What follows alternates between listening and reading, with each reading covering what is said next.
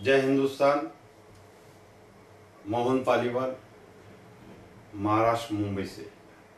हिंदुस्तान की जनता 1,20,00,000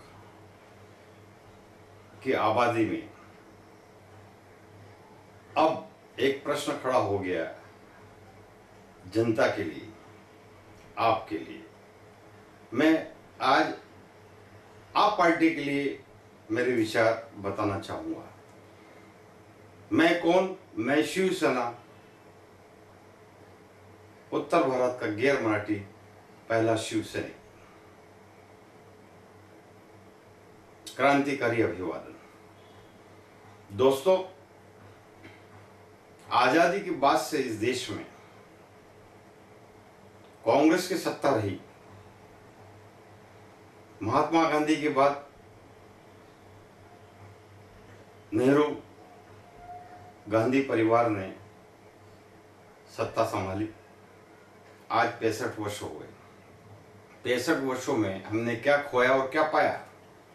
हमने कई सरकारें देखी, केंद्रीय सरकारें देखी, अनेक राजनीतिक पार्टियों की सरकारें देखी, एकजुट होकर मिश्रित सरकार देखी। हिंदुस्तान में कई राष्ट्रपति आए, कई प्रधानमंत्री आए। अलग अलग विचारधाराओं से इस देश के प्रजातंत्र में आज 29 राज्यों में देश में अलग अलग विचारधारा की जातिवाद पर राजनीति टिक गई। हिंदू, मुस्लिम, अमुक समुदाय, यादव और कई शेड्यूल कास्ट की जातियां प्रजातियां इस देश में राजनीति अपने अपने ध्वज को लेकर करने लगी। लेकिन हिंदुस्तान में क्रांति का शुभारंभ कहां से हुआ?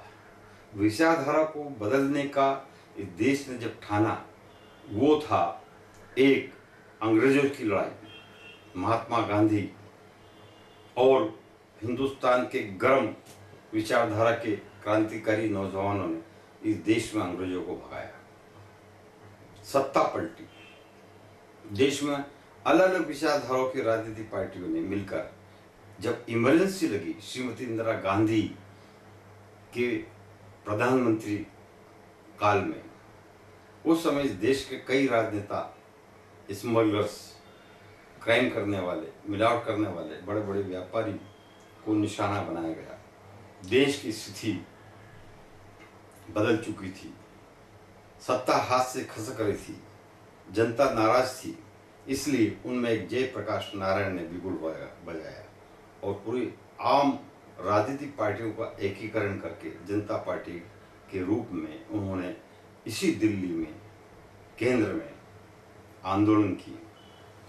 वो एक क्रांति का आगाज था और उस क्रांति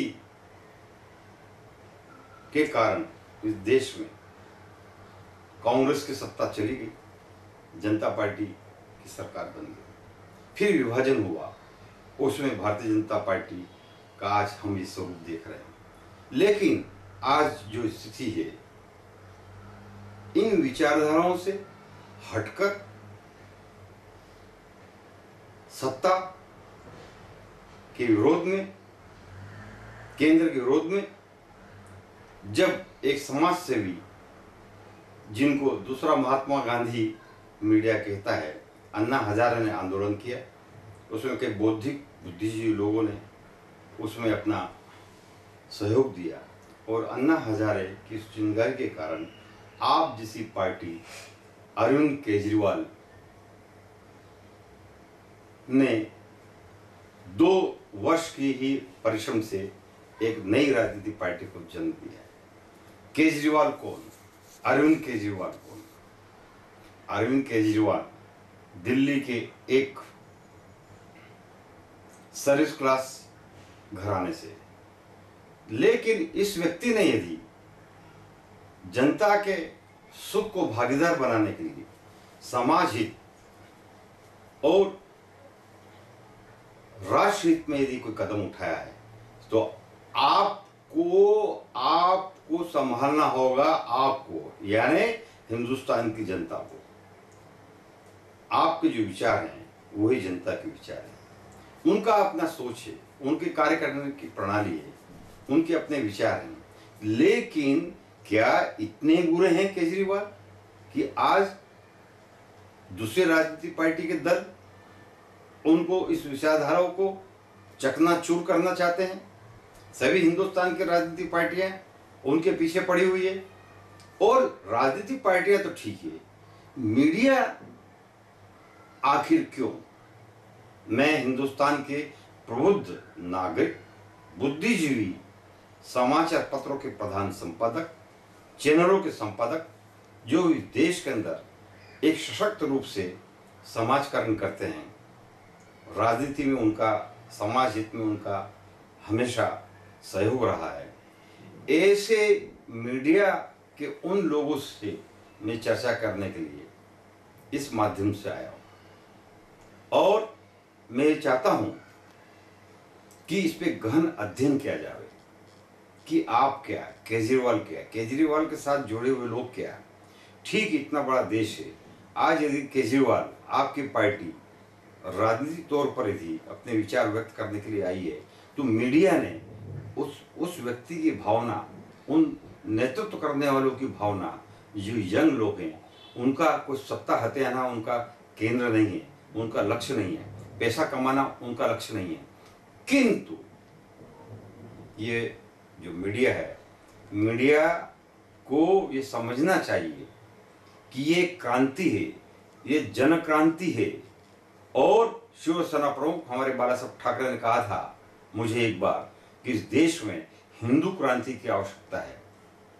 अब प्रश्न यह खड़ा हुआ कि हिंदू क्रांति कब होगी?